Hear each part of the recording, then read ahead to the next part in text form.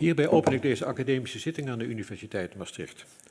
And now I will switch to English. I will open this academic ceremony at Maastricht University. My name is Ton de Goey. I am the chair of the degree committee and also the pro-rector of this ceremony. First of all, I would like to welcome Mrs. Sophie Stroeks. She will defend in public her academic thesis, which is entitled The Genetic Landscape of Dilated Cardiomyopathy, Interpretation, Penetrance and Clinical Implications of Genetic Testing in the Area of Precision Cardiology. I would like to welcome all members of the degree committee, and I will in particular welcome the 4 supervisors who are sitting in front of me. Professor Stefan Heijmans, he is professor of idiopathic cardiomyopathy at Maastricht University. Professor Elizabeth Jones, she is professor of mouse models of heart failure at the Catholic University of Leuven in Belgium. Dr. Miranda Nubbins, she is associate professor of cardiac metabolism at Maastricht University. And Dr. Job van Donschot, he is associate professor of cardiogenetics also at Maastricht University. I will introduce the 7 opponents later during the ceremony because I'm sure that you will certainly forget all those names if I mention them now, so I do that later. And I would like to welcome you here in the aula, and I would like to welcome all followers of the live stream. Mrs. Stroeks, may I invite you to present a summary of your thesis, and I wish you success in the coming hour. The floor is yours. Thank you. Geachte pro-rector, leden van de corona-promotieteam, lieve vrienden, familie en collega's. In de komende 15 minuten zal ik mijn proefschrift toelichten genaamd The Genetic Landscape of Dilated Cardiomyopathy. Het hart is de motor van het lichaam. Het pompt bloed rond door het lichaam en zorgt ervoor dat alle organen zijn voorzien van zuurstof. Mijn wetenschappelijk onderzoek gaat over het falende hart. Dat noemen we ook wel gedilateerde cardiomyopathie. Dat staat letterlijk voor een verwijde hart-spierziekte. En dat afgekort noemen we dat DCM. Bij een DCM wordt de hartkamer wijder, vermindert de pompkracht van het hart en kan er dus minder zuurstof naar de organen. Patiënten kunnen dan klachten ervaren zoals kortademigheid, vermoeidheid, overslagen en vocht vasthouden. Een oorzaak van DCM is erfelijkheid, waarbij we zien dat er meerdere familieleden binnen één familie een DCM hebben. Maar hoe zit het ook alweer met erfelijkheid? Daarvoor gebruik ik graag een metafoor. Zoals velen van jullie weten, hebben wij afgelopen jaar ons huis verbouwd. En als je je huis gaat verbouwen, dan is zo'n bouwtekening toch wel heel erg handig. Want aan die hand van die bouwtekening weet je precies waar en hoe alles geïnstalleerd moet worden. Je moet jezelf zien als dat huis. En jij hebt ook een bouwtekening, namelijk het erfelijk materiaal. Dat noemen we ook wel het DNA. En jouw lichaam gebruikt letterlijk dat DNA als een soort bouwtekening om daar eiwitten van te maken. En die eiwitten die zorgen er weer voor dat jouw lichaam goed kan functioneren. Stel nu, er is een fout gemaakt op die bouwtekening, waardoor de waterkraan niet goed is aangesloten en je dus op den duur een lekkage krijgt in je keuken. Zo moet je dat ook zien met het erfelijk materiaal, waarbij er een fout is in een gen, dus op het erfelijk materiaal, waardoor er een eiwit wordt gemaakt dat niet goed functioneert en een patiënt dus een hartspierziekte kan ontwikkelen, dus DCM.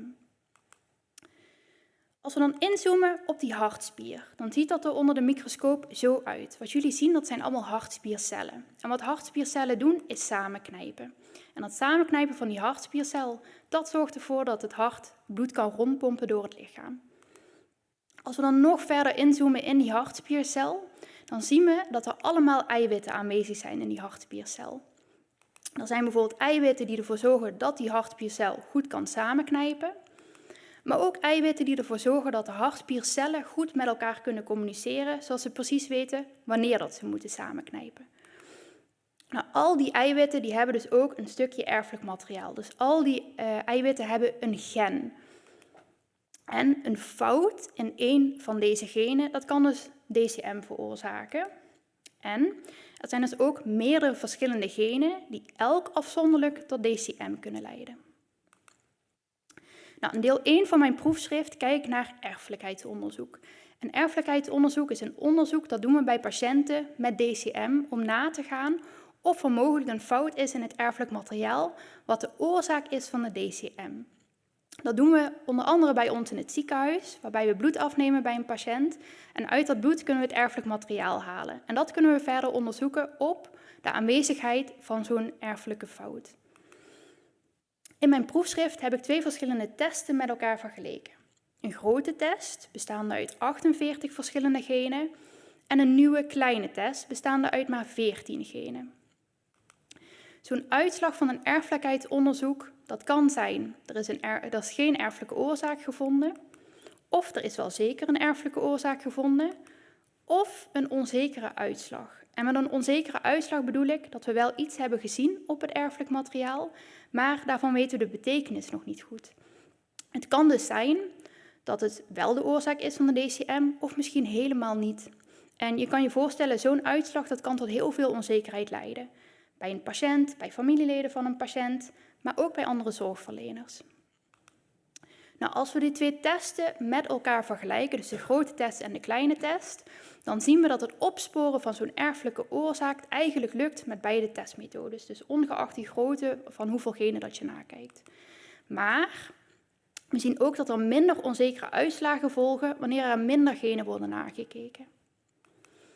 En op basis van deze resultaten worden er nu in het ziekenhuis bij de afdeling klinische genetica minder genen nagekeken bij patiënten met DCM.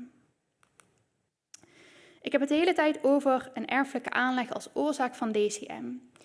Maar we weten tegenwoordig ook dat ook nog onderliggende ziektes, leefstijl en omgevingsfactoren een belangrijke rol spelen samen met die erfelijke aanleg bij het ontwikkelen van DCM. In deel 2 van mijn proefschrift heb ik gekeken naar onderliggende ziektes, namelijk ziektes van het afweersysteem. We hebben patiënten bekeken met DCM plus een ziekte van het afweersysteem. En wat we bij deze patiëntengroep zien, is dat deze patiënten meer schade hebben aan de hartspier. En dat heeft ermee te maken dat het afweersysteem de hartspier kan beschadigen. We zien ook dat er vaker een erfelijke aanleg wordt gevonden bij deze patiënten. En wat we zien is dat de knijpkracht van het hart het sterkst is verminderd bij patiënten met DCM, ziekte van het afweersysteem en een erfelijke aanleg. Dus ziektes van het afweersysteem dragen bij aan het ontwikkelen van DCM en daarom is vroege opsporing heel erg belangrijk. In deel 3 van mijn onderzoek kijk ik naar 1 erfelijke aanleg, namelijk fouten in het titine-gen. En dat titine-gen dat maakt een eiwit en dat titine-eiwit dat zorgt ervoor dat de hartspiercellen goed kunnen samenknijpen. Dat is een soort elastiek, wat ervoor zorgt dat de hartspiercel samenknijpt en weer los kan laten en weer kan samenknijpen. Je kan je voorstellen dat samenknijpen en dat rondpompen van bloed door het lichaam, dat kost superveel energie. En daarom zijn er heel veel mitochondria in die hartspiercellen. En mitochondria, dat zijn eigenlijk de energiefabriekjes van een hartspiercel. Hier zien jullie een filmpje van een hartspiercel onder de microscoop en daarin hebben we alle mitochondria individueel gekleurd. En zoals je ziet zijn er superveel mitochondria aanwezig in zo'n hartspiercel. En wij vroegen ons ook af, zijn er nou problemen van de energievoorziening in de harten van patiënten met een fout op het titine-gen? Nou, wat we hebben gedaan is, we hebben patiënten bekeken met een erfelijke aanleg in het titine-gen die de ziekte hebben, dus die DCM hebben. En we hebben gekeken naar muizen met de erfelijke aanleg, maar die hebben de ziekte niet, dus die hebben geen hartspierziekte. Wat we zien bij de patiënten is dat er meer mitochondria aanwezig zijn, dat die mitochondria vaak een abnormale vorm hebben en dat er meer mitochondriële eiwitten aanwezig zijn. En bij de muis, die de ziekte niet heeft, zien we dat die mitochondria ook al abnormale vormen vertonen en dat er een hogere activiteit is van de mitochondriën. En daarmee bedoel ik dat er meer zuurstof wordt gebruikt, waar mogelijk energie van wordt gemaakt. Dus problemen met de energiehuishouding zijn onderdeel van het ziekteproces en resultaten kunnen mogelijk bijdragen aan gerichte therapie in de toekomst voor deze patiëntengroep. In deel 4 van mijn onderzoek heb ik gekeken naar de verschillen tussen mannen en vrouwen wat betreft erfelijke aanleg en het ontwikkelen van DCM. Ik heb specifiek gekeken naar de verschillen wat betreft onderliggende erfelijke aanleg, het vaststellen van de ziekte en de mogelijke lange termijn uitkomsten. En daarvoor heb ik samengewerkt met verschillende onderzoeksgroepen en ziekenhuizen over de hele wereld. En we hebben patiëntgegevens verzameld. En één ding wat meteen opviel, is dat het merendeel man is. 2/3 van de DCM-patiënten is man, terwijl maar 1/3 vrouw is. En betekent dit dan ook dat DCM echt een mannenziekte is? Om dat verder te onderzoeken hebben we gekeken naar de onderliggende erfelijke aanleg. Als we kijken naar bijvoorbeeld fouten in dat titine-gen, dan zien we inderdaad dat het merendeel man is. Dus van de 10 titine-patiënten zijn er 7 man. Als we dan kijken naar een ander gen, namelijk het DSP-gen, dan zien we juist het tegenovergestelde. Dan zien we dat van de 10 DSP-patiënten er juist 7 vrouwen zijn. En als we kijken naar andere sarcomeergenen, dan zien we ook dat het met name vrouwen zijn. Dus waarom zien we zulke grote verschillen per onderliggende erfelijke aanleg? Dat weten we nog niet zo goed, maar we denken dat omgevingsfactoren en hormonen een hele belangrijke rol hierin spelen. En dat zijn we nu verder uit aan het zoeken. Ook heb ik gekeken naar het moment waarop de ziekte wordt vastgesteld. Dus wanneer een patiënt bij de arts komt en waarbij de diagnose DCM wordt gesteld. Wat we zien is dat de ziekte wordt vastgesteld rond dezelfde leeftijd. Dus dat niet uitmaakt of je man of vrouw bent. Wat we wel zien is dat vrouwen meer symptomen ervaren, maar dat de knijpkracht van het hart het sterkst is verminderd bij mannen. Daarnaast vroegen we ons af, wat zijn nu die lange termijn uitkomsten? En met lange termijn uitkomsten bedoel ik het risico voor een patiënt om te moeten worden opgenomen in een ziekenhuis, het risico op een levensbedreigende ritmestoornis, dat het hart dusdanig achteruit gaat dat een harttransplantatie nodig is, of dat een patiënt komt te overlijden aan de hartspierziekte. En wat we zien is dat mannen en vrouwen een even groot risico hebben. Maar als we specifiek kijken naar het risico op ernstige ritmestoornissen, dan zien we dat mannen een 2 keer zo groot risico hebben als vrouwen. En toen vroegen we ons af, wat voor type mannen zijn dat nu? En het zijn eigenlijk altijd mannen met een erfelijke aanleg. En dat zagen we niet zo sterk terug bij vrouwen. Maar wat voorspelt nu dat risico? Is dat nu die erfelijke aanleg of is dat individuele informatie van een patiënt? Zoals leeftijd, hartfunctie en symptomen van een patiënt. Om dat verder uit te zoeken heb ik gegevens verzameld van allerlei patiënten met een erfelijke aanleg. En daarvan hebben we daarnaast gegevens verzameld zoals de leeftijd, de hartfunctie en de symptomen. Vervolgens hebben we geblindeerd wie welke erfelijke aanleg heeft. En hebben we aan een computermodel gevraagd, een soort AI, om de patiënten te groeperen op basis van die informatie zoals leeftijd, hartfunctie en symptomen. En gevraagd om de patiënt in groepen onder te verdelen.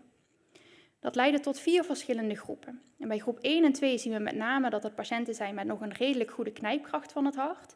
Waarbij groep 1 zich kenmerkt doordat het patiënten zijn met een jonge leeftijd. Bij groep 2 zien we met name patiënten met ritmestoornissen. En bij groep 3 en 4 zien we juist dat de knijpkracht van het hart het sterkst is verminderd. En dan bij groep 3 zijn het met name patiënten met een jonge leeftijd. En groep 4 kenmerkt zich door patiënten met ritmestoornissen. Daarnaast vroegen we ons af, welke groep patiënten heeft nu het grootste risico op bijvoorbeeld opname in een ziekenhuis, plots overlijden, een hartritmestoornis. En daarvan zien we dat het met name patiënten zijn in groep 3 en in groep 4 die dat grootste risico lopen.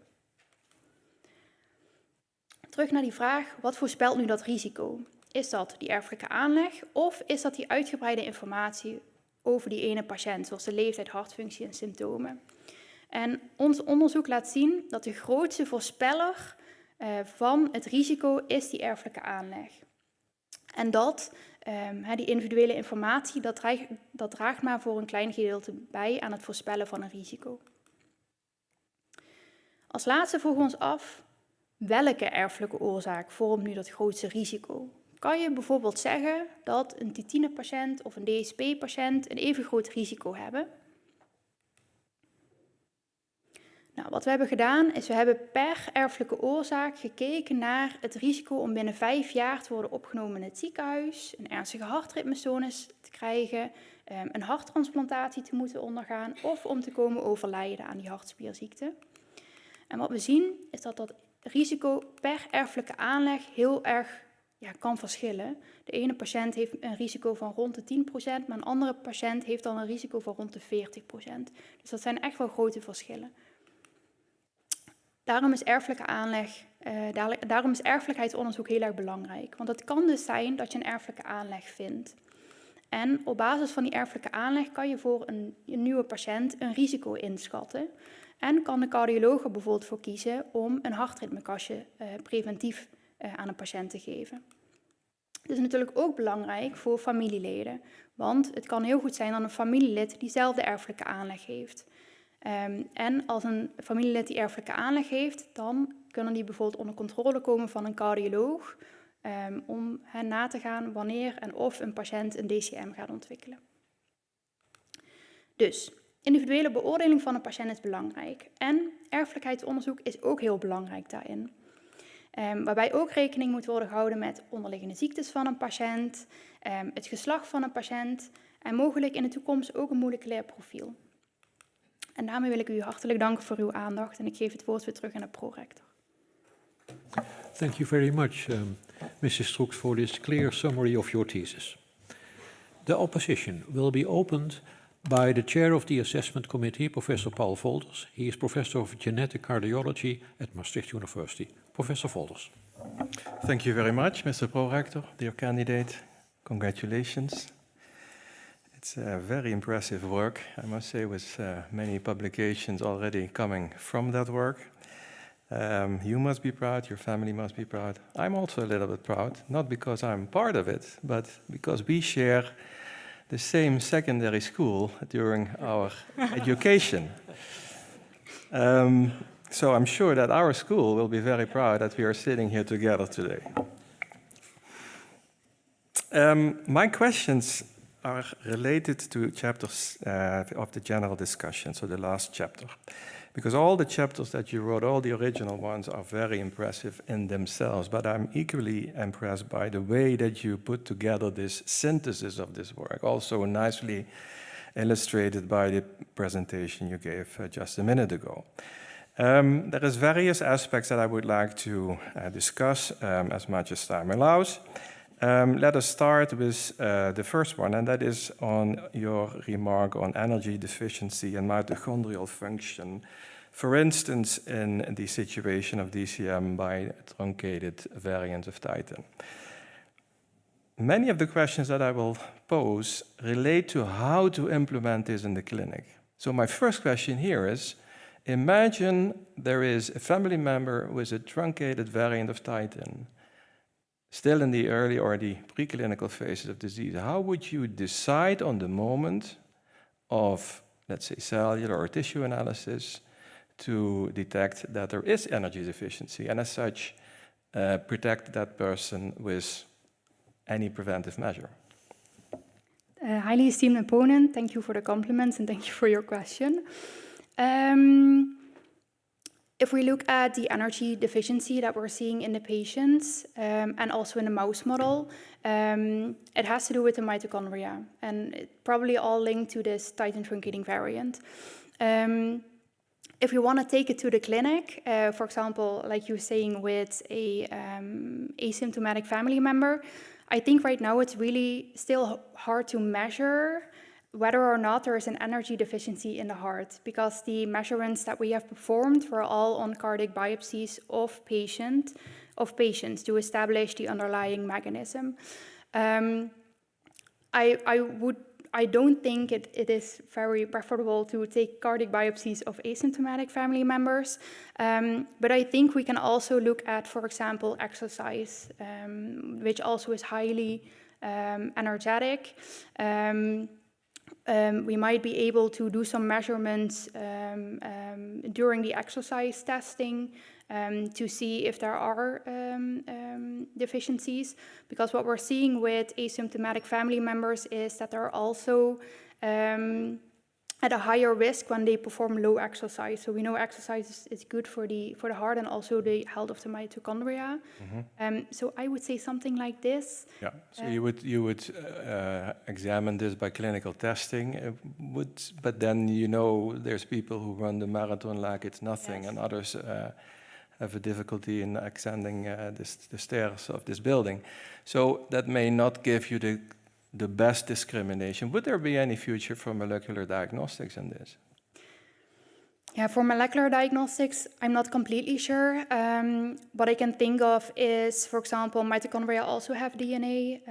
If there is additional mitochondrial stress, then that will lead certainly to some mutations in the DNA or even breakdown of the mitochondria, and mitochondrial DNA will get into the bloodstream.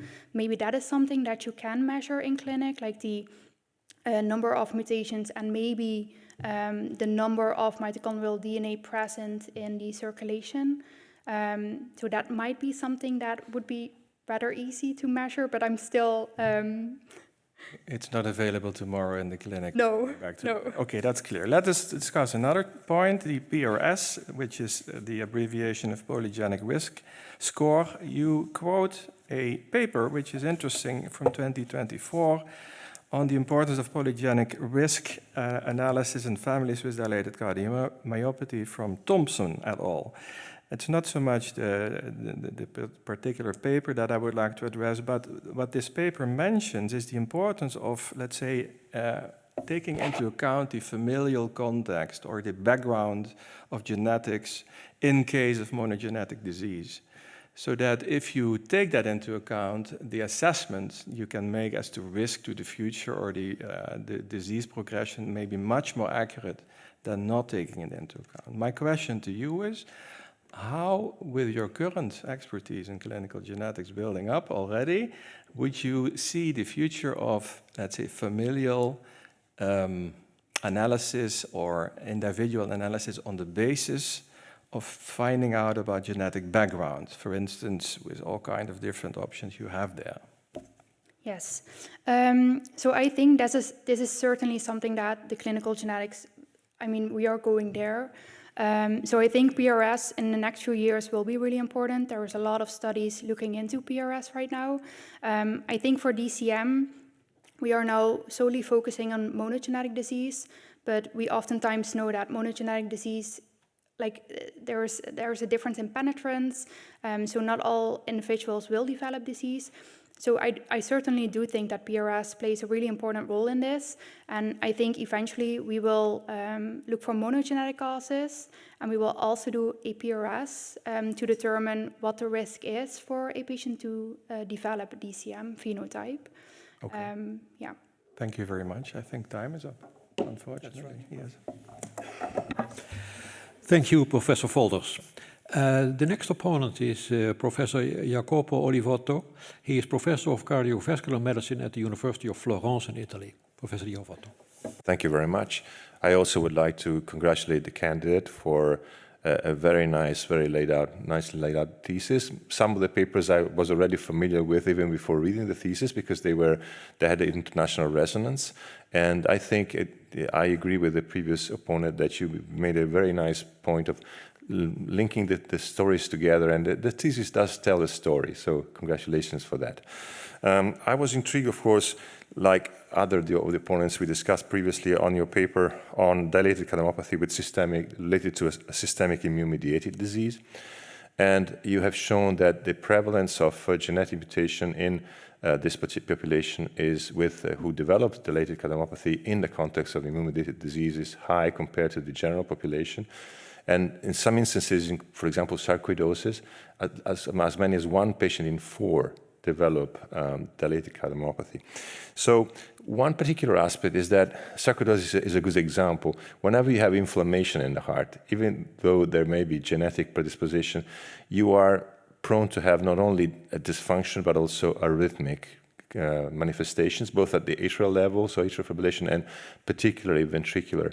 And again, sarcoidosis is a very good case in point. So did you have the opportunity to address in detail the arrhythmogenic profile of these patients? Did you find that to be increased compared to other forms of DCM? And did you find that particular forms to be more susceptible to ventricular or atrial arrhythmias, and how?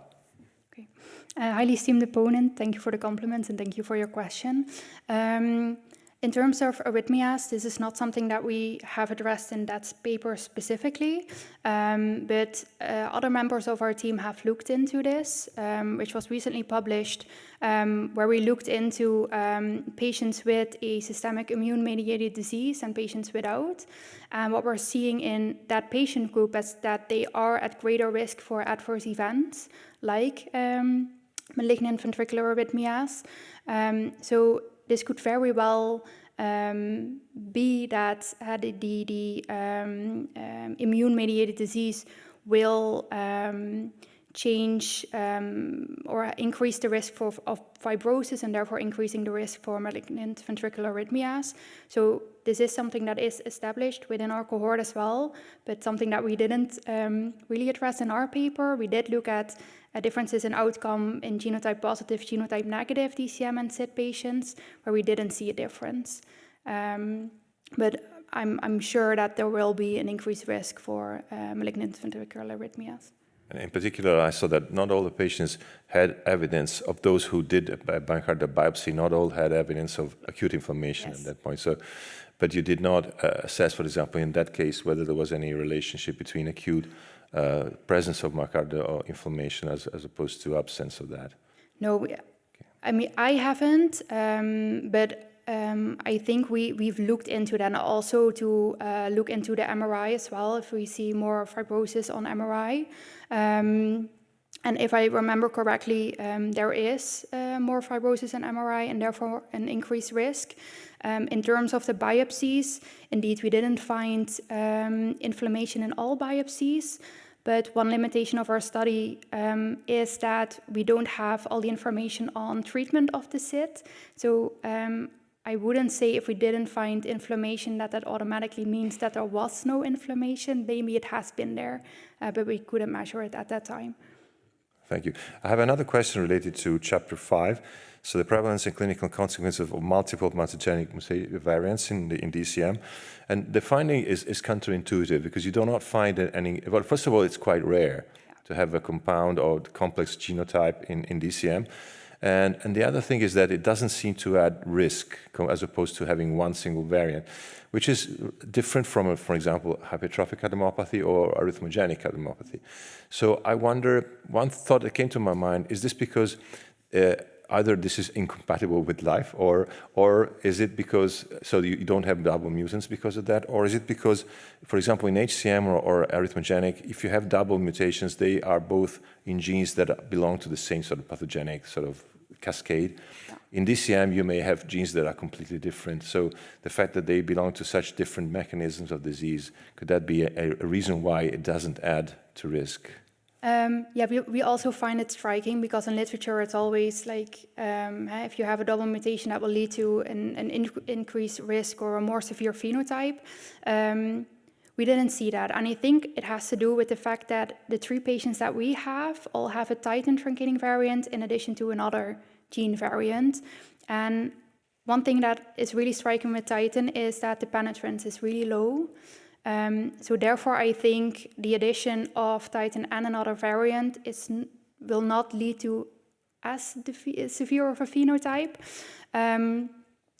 However, I do think if you have other genes that are linked together, like for example filament C and DSP, I'm not sure if that is viable. I can imagine, because they are both arrhythmogenic, that maybe even the fetus doesn't survive, or it's a child with a really severe phenotype with a lot of arrhythmias. So we haven't seen it in our cohort, and indeed it's super rare. So yeah. Okay, thank you very much. Thank you, Professor Olivato. The next opponent is Professor Roger Sekian-Vo. He is Professor of Cardiology at the National University of Singapore. Professor Vo. Thank you, Mr. Chairman. So also I add my congratulations to the candidate. Really well done on a great job. I found it really enjoyable to read all of your thesis. Like the previous opponent, I was also quite drawn to the section of the immune-mediated, systemic immune-mediated disease section, and congratulate you also for the 2 mentions and articles written by world-leading genetic cardiomyopathies to review an editorial of your work. But I think I will move away from that because the question was already asked and actually turn the attention to sex differences, which is actually quite substantial in your thesis. You had 3 chapters, so quite long, and done quite a lot of analysis on sex differences from many different angles. So I thought, I know you presented quite a bit of that in your presentation, but I thought to give you a chance to express even more. Did you find anything that was unexpected in your analysis among all the different sex analysis? Or maybe not unexpected. If not, then what you think is the highlight of your, among all the things that you examined? Highly esteemed opponent, thank you for the compliments and thank you for your question. I think during my PhD, I became really passionate about the sex differences subject.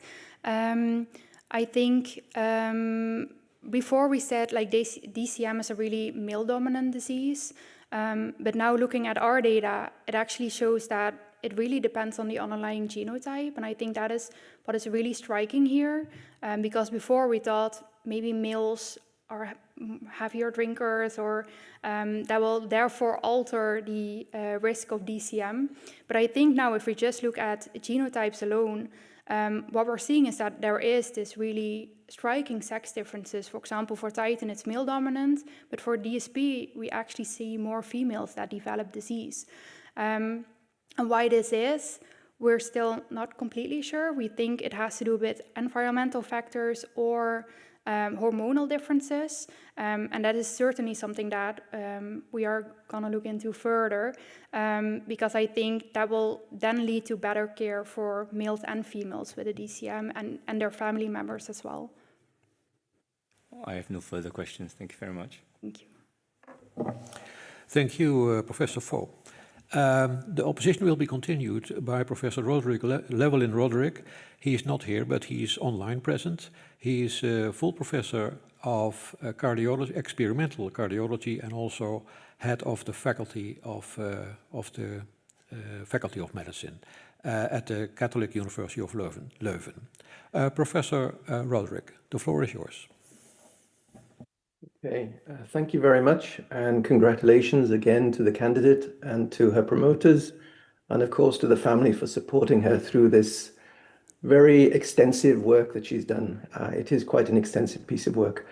Just to correct, I'm not head of the Faculty of Medicine, I'm head of experimental cardiology, and so just to put the record straight there.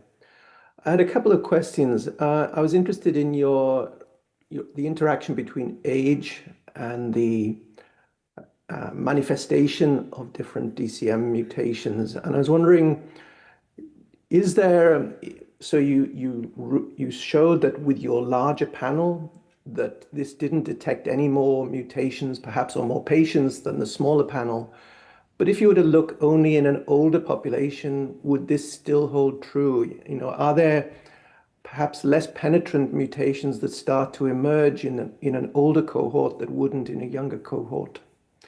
And then also that perhaps relates to sex. And so we know in regular heart failure, HFrEF, for example, then HFrEF is very much more present in males than in females, but then postmenopausal, perhaps the prevalence becomes more equivalent. Highly esteemed opponent, thank you for the compliments and thank you for your question. When we do the genetic testing, what the difference was between these two panels was that with a smaller panel, we only included genes that are robustly linked to DCM. So with a larger panel, these also include genes that are less robustly associated with DCM. So maybe it also included some HEMs genes, some syndromal genes that will lead to DCM.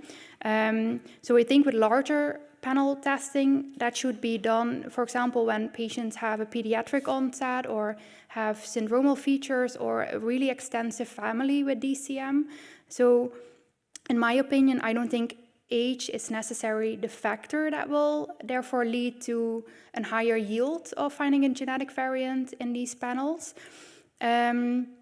In terms of age and penetrance, I think this is super interesting because what we're seeing is an age-related penetrance in DCM genes in general, where some genes have a higher penetrance and therefore will manifest at a younger age. And I do think sex also needs to be taken into account in this, because yes, I do think, like I said before, hormones, female hormones are really important, I think, in the development of DCM. So I think after menopause, the chances will only increase. We haven't necessarily have looked into this yet, but we are collecting data regarding menopause in all female patients in our cohort. And we want to definitely look into this also on a gene-specific level, to further understand why we see these sex-based differences and also related to age as well. Yes. Okay, thank you. That's a very good answer. My second question relates more to the mouse model. That's my background, and so excuse my perhaps ignorance on the former question. And so in the mouse model, you see that molecular changes, but then you don't see much of a functional change. And there could be a number of reasons for that. Looking at your data, perhaps your numbers are small, or perhaps you don't follow the animals for long enough. Could you expand a little? Yes. So for the mouse data, so these mice, they have a titin truncating variant in the A band, which in patients we know has a higher penetrant than other variants located on other domains of the titin gene. So for the mouse model, we, or at least our colleagues, they tried a lot of different things to stress them, to see if we can stress them to develop a phenotype. So we tried aging them, we looked into pregnancy of these mice, we looked at tag procedures, where eventually we see that these mice will develop a phenotype, but the wild-type mice also develops a phenotype. Okay. And we couldn't quite distinguish if they have a more severe phenotype. So therefore, we believe our mouse model is a nice mouse model, or a nice model to look at pre-symptomatic family members, because we can take tissue from them, but maybe if we look into this mouse model, we sort of understand why titin patients can develop disease. What we also saw in these mice is that they are less likely to do voluntary exercise. So this is also something that we tried. And there it's not on my thesis, but we saw significant differences there, that these mice are less likely to perform voluntary exercise compared to the wild-type littermates. So that was also something that we thought exercise might be really important, and therefore energetic health is really important in titin specifically. Okay, thanks. And just a quick follow-up. Did you look at different strain backgrounds for this mouse model? Because we know that different strains have showed differential sensitivity to development of heart failure across a range of different stimuli. Yes. No, we haven't looked into strain measurements. Of course, this is something that we do in our patients, but we haven't performed it in mice, if I remember correctly. But this might be really interesting. I meant genetic strains rather than strain functional measurements. Sorry. You mean genetic strains? Can you maybe elaborate on that? So a black 6 mouse versus a mixed background. Got it. Thank you. So no, these mice were only black 6 mice. We don't have other strains of mice. We compare them to their wild-type black 6 mice. It might be. And I know there are rat models that have a titin truncating variant. And these rat models, they have a variant in the A band and in the Z disc. And if I remember correctly, they will develop a phenotype that is more severe compared to the wild-type littermate. So maybe it can also be species differences. Okay, thank you. Thank you, Professor Roderick. The opposition will be continued by Professor Thomas Robijns. He is Professor of Cardiogenetics at Catholic University Leuven in Belgium. Professor Robijns. Thank you. Dear candidate, I would also like to congratulate you with an impressive work.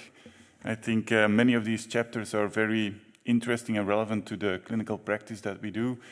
And many of these have also been published in very high impact journals in the field. So very well done, I think. I would like to start with a question on chapter 3, where you evaluated the use of a very broad gene panel in your DCM patients. And you showed that actually you didn't, well, that this was not really the way to go, but that you did identify some, or that you reclassified some variants from variants of unknown significance to pathogenic or likely pathogenic variants. And so that, well, is what we call variant reappraisal or reclassification. How often, or what is a good strategy to do this? Because of course we have these data are there. How often do you have to do this? What is a good strategy to perform this variant reappraisal? Highly esteemed opponent, thank you for the compliment. Thank you for your question. So we oftentimes find a VUS when doing genetic testing. And VUSs, they lead to uncertainties for family, and for the patient and for other healthcare providers. What we always recommend to patients and their families is either to come back in a few years and then we will reassess. But I think it can be highly informative to report a VUS if you have the ability to segregate within a large family, and maybe being able to upregulate or upgrade that VUS to maybe a class 4 or downgrade. Something else that might be really helpful to look at the classification of the VUSs is functional testing. So for example, for Lemon AC, we do have our functional testing to up or downgrade a VUS. So if that is not possible and you are still left with a VUS, we oftentimes inform our patients to maybe come back in like 5 years to reevaluate, because if we don't find another family with that same VUS, then it might take a really long time before our lab has a chance to look at it again without the question that is coming from the patient or from the family members. Okay, thank you. And the second question relates also to chapter 4. It's of course a very interesting topic. So you showed that the patients with DCM and an SID, an inflammatory disease, had about the same percentage of positive genetic findings as the DCM-only group. How sure are you that in your DCM-SID group, it's not just a coincidence of two diseases, rather than it's really linked to each other? Yeah, so we were really cautious not to say anything about causality in our chapter. So what we're seeing in these patients is that on one hand, there seems to be a significant increase in involvement in the heart. So we do see in these biopsies an increase in inflammation. And what we're also seeing is that for these patients, for example, with a titin truncating variant, it also has effect on the ejection fraction, so the severity of the heart disease. So I do think it will sort of remodel the predisposed heart in a certain way, probably also depending on the type of underlying SID. So I think it's not just an innocent bystander of the disease, but I think maybe not in all our patients, but in some or most of these patients, it will have an effect. At least on disease severity and maybe also on the onset of the DCM disease. Okay. Then maybe just a last quick question on that topic. What I found also striking is that in your SID-only group, there was no single variant identified do you have any idea what the reason could be? Because then it would suggest that every SID patient with a variant developed a DCM, or do I have something there? Yeah, I think that has to do with the patient cohort itself. So these SID data, like the genetic data, were coming from patients that only have a SID, and probably a SID that is somehow rare, and therefore they came to the genetics department and then they did the testing. I think it also could be a coincidental finding, because we know that, for example, titin truncating variants, they are pretty prevalent in the general population of about 1%. So I would have expected to at least maybe find a titin truncating variant. We didn't. So I think that it was just chance that we didn't find them. I don't think that these patients don't have a genetic variant because they already have a SID and then they would be in the other cohort. These were also patients coming from other hospitals, for example, the Radboud University and that region, that are not in our DCM cohort. Okay, thank you. Thank you, Professor Robijns. The next opponent is Dr. Karen van Spaandonk-Zwarts. She is Assistant Professor of Clinical Genetics and Cardiovascular Genetics at the Leiden University Medical Center. Dr. van Spaandonk-Zwarts. Thank you. Dear candidate, it's really interesting. I really feel you made a contribution to our field. So thank you for that, and my compliments to you, but also alongside with you to your supervisors. When I was reading your propositions, there's a couple of really good propositions, but I missed one, because I feel within your thesis, you really have an opinion about the gene panel testing approach.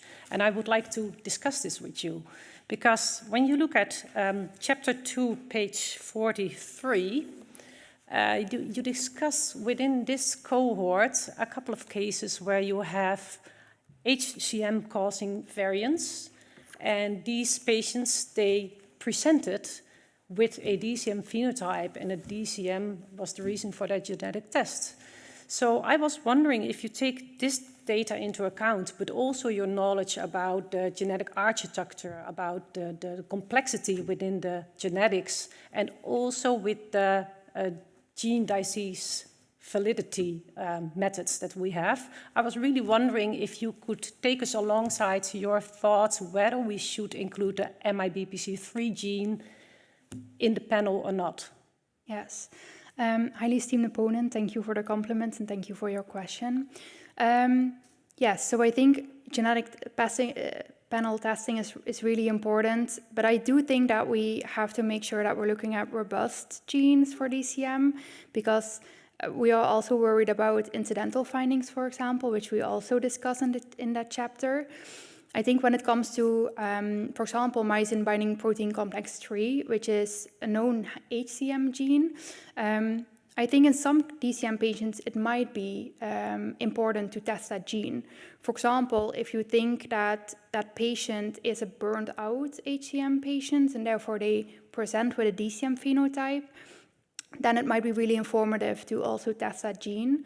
But then I would suggest to do a full HCM gene panel. It could also be really informative in cases where you have multiple different phenotypes in one family. For example, you have a DCM phenotype, but you have, for example, a father with an HCM phenotype.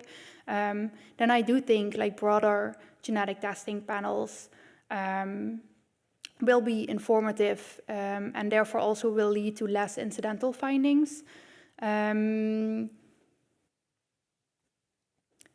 Yeah, so I do think that we should only incorporate genes that are robustly associated with DCM as a first line of genetic testing, but then we might want to dive further into other genes as well to maybe find a cause for the disease for these patients. Yeah, so in this case, you have a couple of cases where there's a DCM phenotype. For instance, if the family history was a brother who died suddenly at the age of 45, would you have made another decision and already decided to do a broader gene panel? Like in clinic, I would say we oftentimes start with one panel, or maybe a second panel as well. For example, if there are arrhythmias in a patient or in the family, then you might also think about doing an ACM gene panel. So I think those 3 panels are most important, so the DCM, HCM, and ACM panel. We also looked at, for example, broader gene panel, so the heart panel that we have at over like almost 300 genes. And I think you should start with like a smaller gene panel, and then if you want to expand because you have pediatric onset in the family, multiple family members, syndromal features of DCM, then you might want to think about broader gene testing.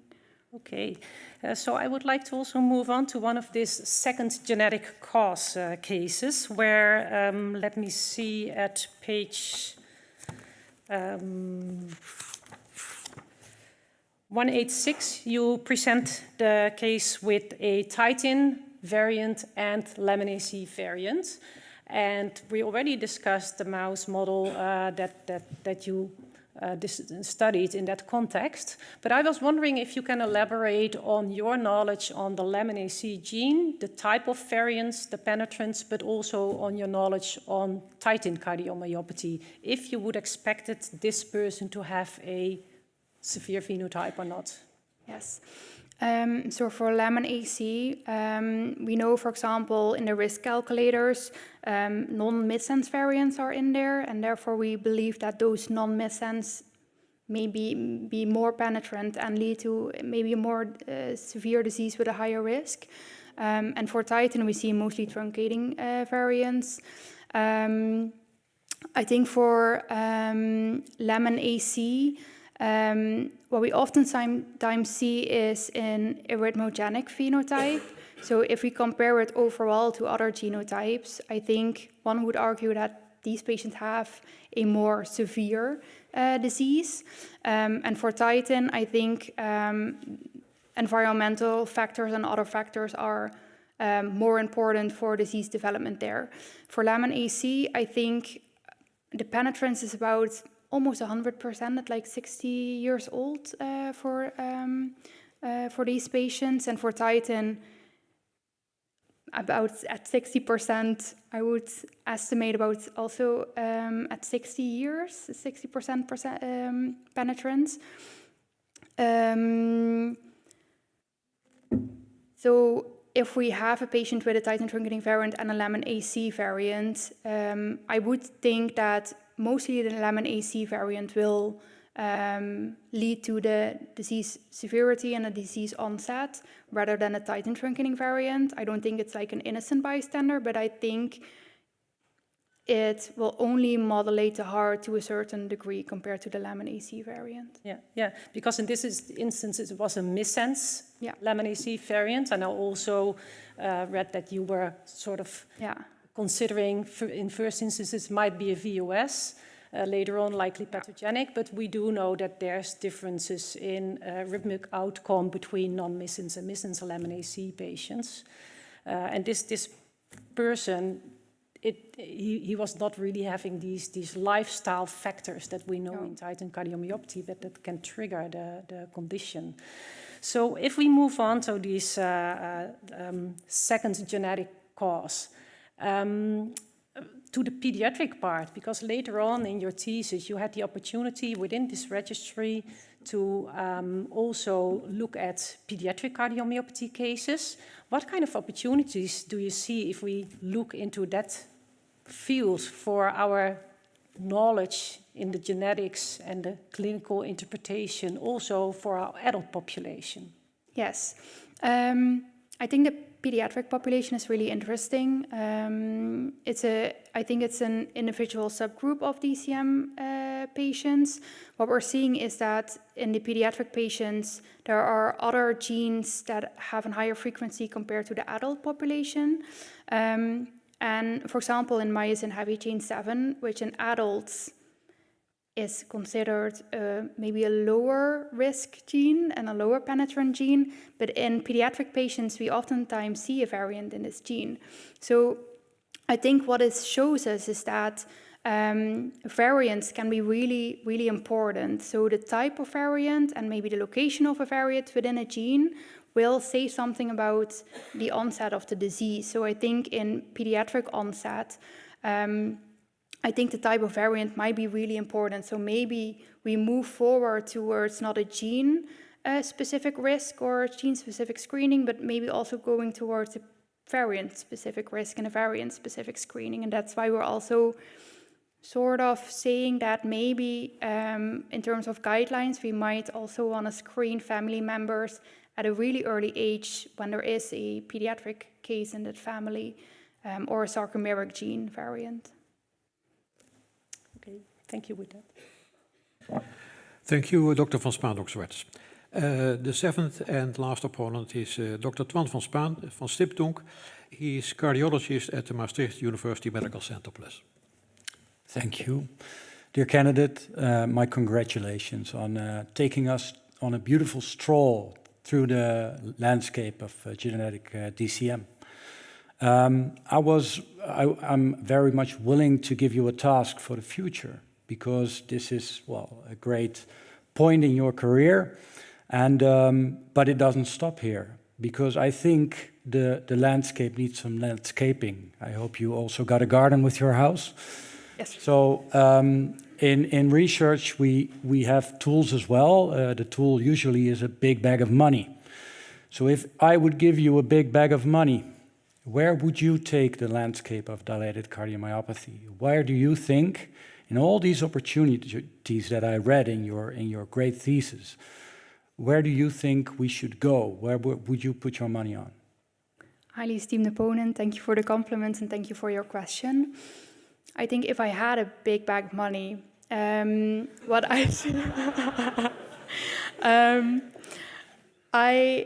think one of the important messages of my thesis is about genetic testing. So I think a lot of the money will go towards more information on the genetics itself. So like we previously talked about, for example, the PRS score, I think that is something that is and can be really important in DCM genetics. I would also look into these risk factors because what I learned during my genetics training is that, for example, in oncogenetics, we have a cancer risk score, which gives a really, really nice risk for the development of, for example, breast cancer. And for our family members right now, we have some sort of a risk, right? But we don't have a certainty risk. We only look at genetics and maybe some factors that play into account that involves like the heart disease itself. So if I had the money, I would develop something like this specific risk score where we take into account environmental factors, patient-specific factors, family history, and genotype, and PRS. Thank you. And do you see possible clinical trouble in the future with this specific example? Because we always tend to overestimate risk because we're too afraid to miss some cases, aren't we? Yes. One could argue that if you fall into a certain risk, then you would maybe do more elaborate screening of a family member, for example. So maybe more oftentimes also do an MRI, which is then really costly. A family member can also be at greater risk during those procedures.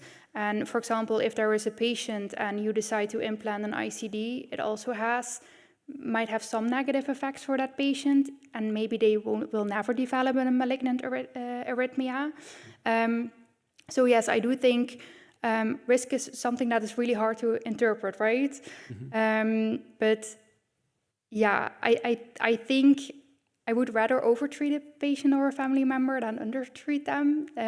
So if I if I'm looking at the balance, then yeah, I would take that into account, that we sometimes overtreat our patients or family members. Right.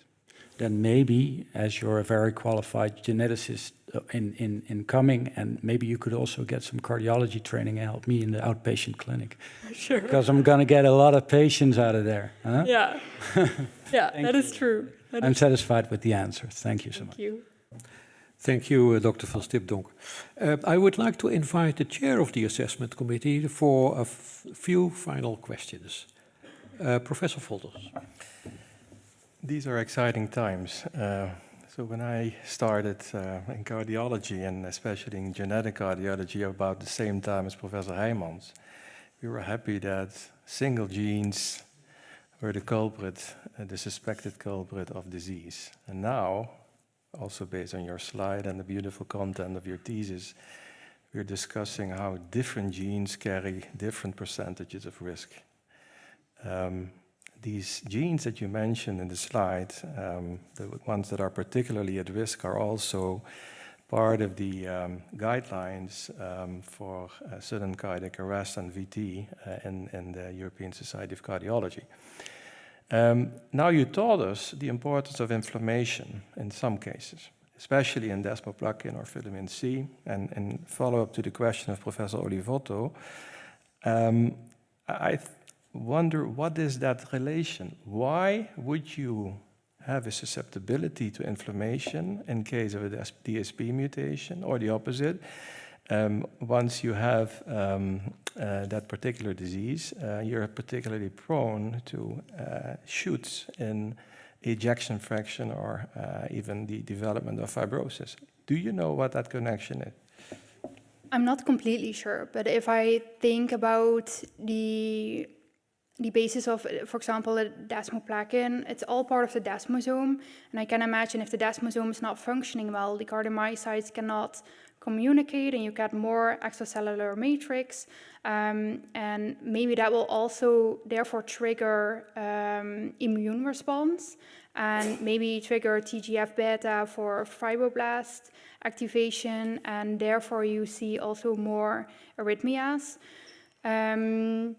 We do know that also there are certain skin diseases that also are related to the desmosome.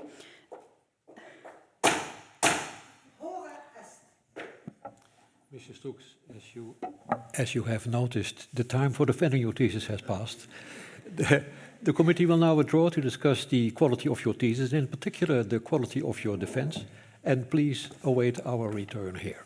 Thank you.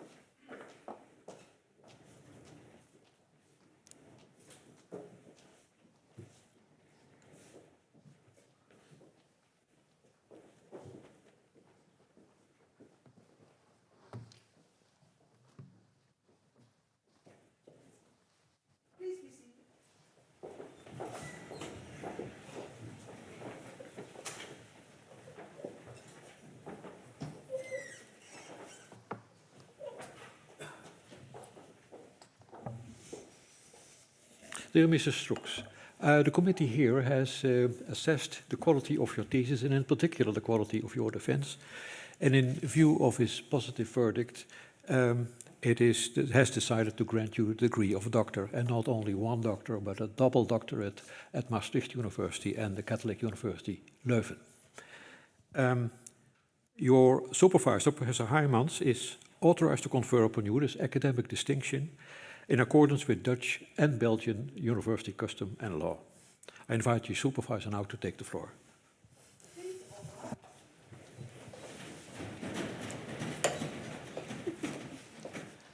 Belooft u dat u altijd volgens de beginselen van wetenschappelijke integriteit te werk zult gaan? Eerlijk en zorgvuldig, transparant, onafhankelijk en verantwoordelijk? Dat beloof ik. Krachtens de bevoegdheid ons door de wet toegekend, volgens het besluit van de commissie heer tegenwoordig, verklaar ik u hierbij Sophia, Leontine, Victoire, Marie Stroeks, tot dokter te bevorderen en u alle rechten te verlenen, die daaraan volgens wet en gewoonte zijn verbonden. En ten bewijze hiervan overhandig ik u de bul, door rector, secretaris en overige leden van de promotiecommissie ondertekend en met het grootzegel van de universiteit bevestigd.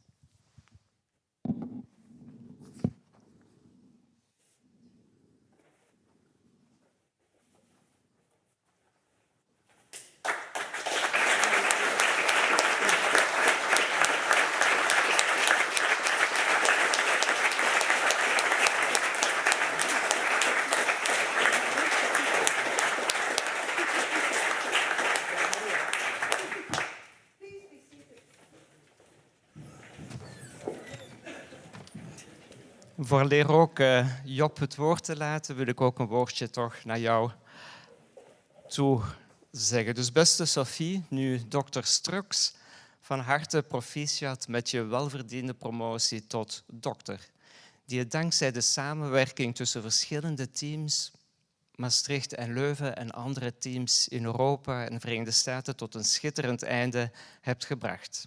Ook aan je partner Mark, familie en vrienden van harte gefeliciteerd. Jullie mogen echt hierop trots zijn.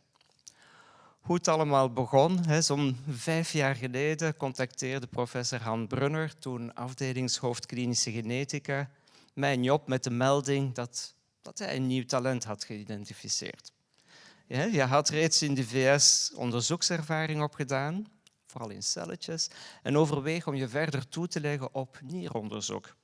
Maar hij stelde toch wel de vraag of een traject binnen de cardiologie en de genetica misschien toch niet een beter idee zou zijn voor jou en beter bij jou zou passen.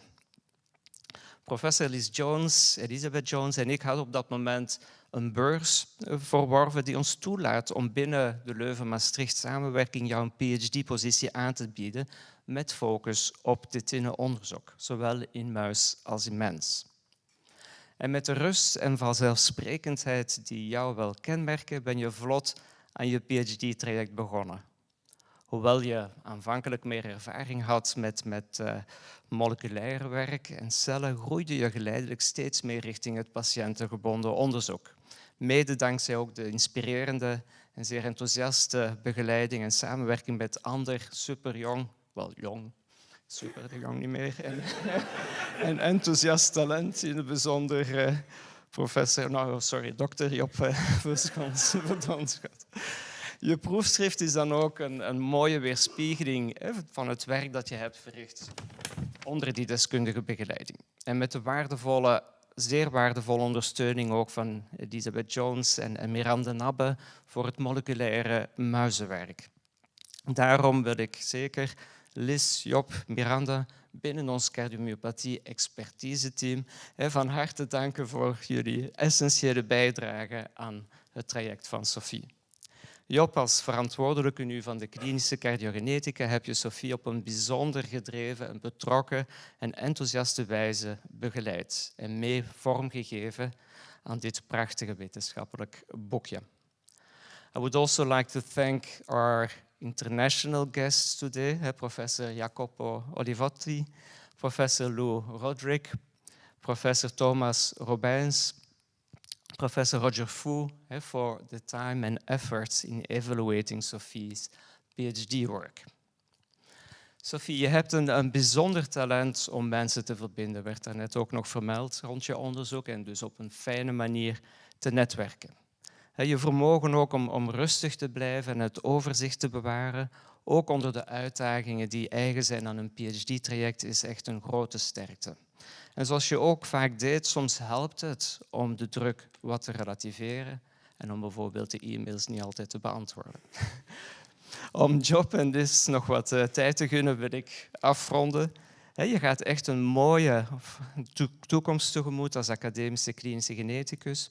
Blijf vooral investeren in onderzoek en gebruik je talent om te verbinden en te vernieuwen.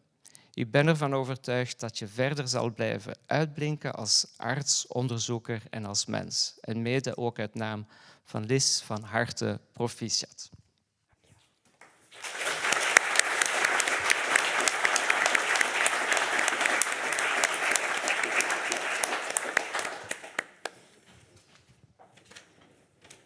Beste dokter Stroeks, beste Sophie. Omdat we allemaal weten hoe fijn jij het vindt om helemaal door complimenten overweldigd te worden, wil ik deze kans ook nemen om jou nog even toe te spreken om nog meer complimenten die je vandaag ook nog gaat krijgen, nog meer te geven. Nou, het is een eer voor mij dat ik je nu als dokter mag toespreken. Maar ik zal het vooral ook niet te lang maken, want ik denk dat iedereen hier jou ook nog wil gaan feliciteren en nog meer complimenten wil gaan geven. Maar ook felicitaties naar je ouders, jouw broers en vooral ook naar Mark, die dit lekenpraatje denk ik al 10 keer gehoord heeft deze week. Minimaal. Jij begon in 2020 min of meer als mijn opvolger van de Genetica binnen de Cardiomyopathy groep. En niet om op te scheppen, maar je had wel iets waar te maken, gezien mijn proefschrift 364 pagina's was, met bijdrages aan meer dan 22 wetenschappelijke publicaties. Nou, in dat opzicht kunnen we nu wel vaststellen dat je me ruimschoots hebt overtroffen met 463 pagina's, 27 publicaties en ook nog runner-up in de Young Investigator Award, zeer prestigieus award op de HVA in Belgrado. Je hebt de toon dan ook gezegd voor jouw opvolgers, dus Isa, Nina, succes! Naast het prestatiegericht werk werd er ook voldoende afgewisseld met gezelligheid. En de laatste is zeker ook een van jouw talenten. Samen met Max en Nick heb je jarenlang de kar getrokken als organisator van de feestcommissie binnen de PhD-groep van de Cardiologie. En daarnaast is er op de vele congressen die we hebben bezocht met ons team nooit een avond geweest dat we ons zorgen hoefden te maken dat er niks gepland was. Daar zorgde jij altijd wel voor. En misschien is dat maar goed ook, want als je al deze tijd ook in je onderzoek had gestoken, dan hadden we dat proefschrift in 2 delen moeten gaan opdelen. Ongeveer 2 jaar geleden ontmoette je jou dan eindelijk jouw favoriete collega, ChatGPT. En sindsdien zijn jullie onafscheidelijk.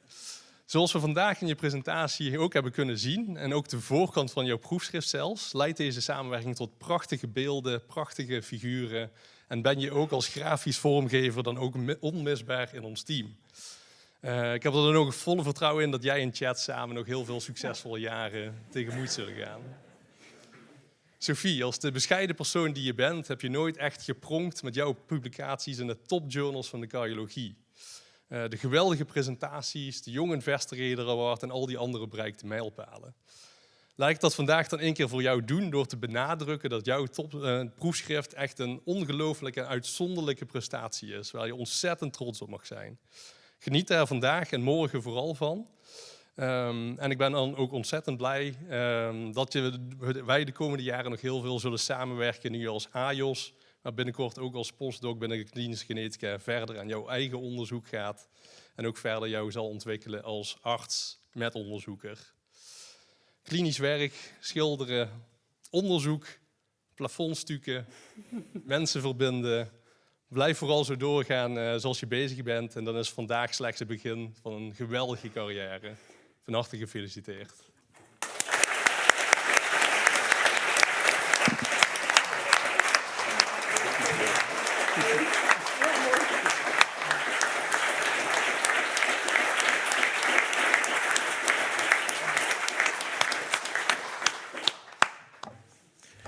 Esteemed Dr. Stroeks. Beste Sophie, ik feliciteer je van harte met het verkregen doctoraat en ik doe dat ook namens de Universiteit Maastricht en namens de Katholieke Universiteit Leuven. And I would like also to look back with you to the last hour, maybe a little bit more, but it is in about an hour. First of all, I would like to compliment you, another compliment, for your summary, your presentation of your thesis. More than almost 500 pages, and to do that in a very clear way, because this presentation is not meant for the experts, it's meant for the non-experts. And I think you have succeeded very well in making very clear for people that are not educated in this field of science, understand what you have done, why you have done it, and what has come out, and what is the relevance. So I would like to compliment you with that presentation, which is really, I think, very important for universities to have the opportunity to bring the science to the people. And you did that. With respect to your thesis, I think I can say that most of the, I think maybe all of the members found it very readable, very of high quality. It brings new data. It is really adding knowledge to the field. And apart from the impressive size of your thesis, is also an impressive list of publications. So that's very good. With respect to your defense, I noticed that you've got quite a lot of a high variety of questions, and you answered them very clear, and you demonstrated very well that you have really you are really mastering your field and mastering what's going on and explaining to all members of the committee what you have done and how and what is the background of it. So you indeed have demonstrated to be able to perform scientific studies, and you have shown that you are really mastering the topic. You are a promise for the future. I would like to congratulate not only you, but also your 4 supervisors, Professor Stefan Heijmans, Professor Elizabeth Jones, Dr. Miranda Nabbe, and Dr. Job van Donschot. You may be proud of what has been achieved in the last couple of years and what we have seen today. Ik wil ook heel graag in mijn felicitaties betrekken je familie, je partner, je ouders en andere familieleden, broers en andere familieleden die hier trots op de eerste rij zitten. Ik wil u van harte feliciteren met het behaalde resultaat.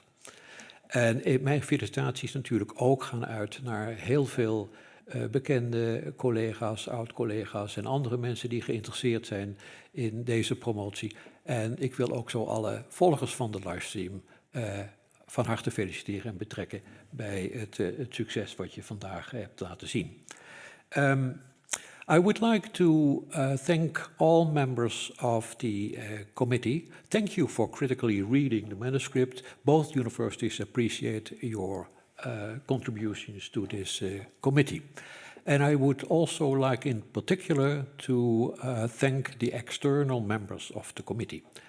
And I would like to our only member that's not present here, but present online, I would like to invite Professor Llewellyn Roderick to congratulate you. Professor Roderick, the floor is yours. Dr. Stroeks, congratulations for your excellent work and your very clear presentation.